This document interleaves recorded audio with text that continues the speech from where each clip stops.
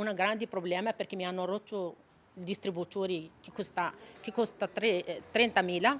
Mi hanno preso tutti gli sigarette, tutti gli gratta e vinci, hanno preso una parte delle sigarette, dopo mi hanno preso tutti gli incassi e mi hanno creato un grande danno dentro il distributore. Volto travisato, cappuccio in testa e quello che pare un lenzuolo bianco calato sul viso. Completamente irriconoscibili si sono avvicinati al distributore e a colpo sicuro, arnesi in mano, lo hanno scassinato. Rubate sigarette, contanti e gratta e vinci, oltre ai 5.000 euro l'ammontare del furto che si aggiungono ai danni alla macchinetta acquistata dalla proprietaria della tabaccheria di Piazza Pio X a Mogliano grazie a un finanziamento perché troppo costosa.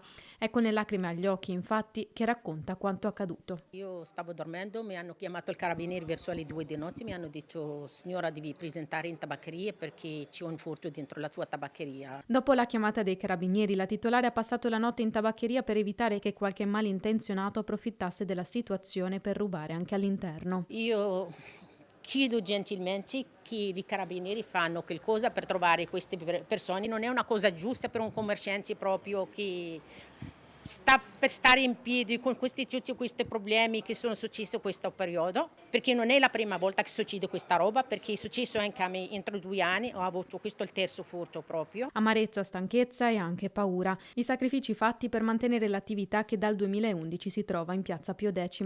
Titolare che tempo fa è stata anche minacciata ed è direttamente all'amministrazione comunale che lei si rivolge. Abbiamo una squadra che lavora, carabinieri, polizia locale e adesso voglio instaurare la polizia privata tutta la notte qui a Mogliano. Non è pensabile che un commerciante che fa già difficoltà a tenere aperti i negozi nelle nostre città debba subire di danni ingenti come questi. Dobbiamo avere più forza, più coraggio e più investimenti. Quello che io chiedo anche è che mi devo impegnare con il sindaco ad avere più investimenti per la sicurezza della nostra città. Non è che prendono questi delinquenti e li lasciano qua in Italia, queste persone devono andare ai loro paesi, perché se una persona non sa, non dà niente per la società, meglio che va via.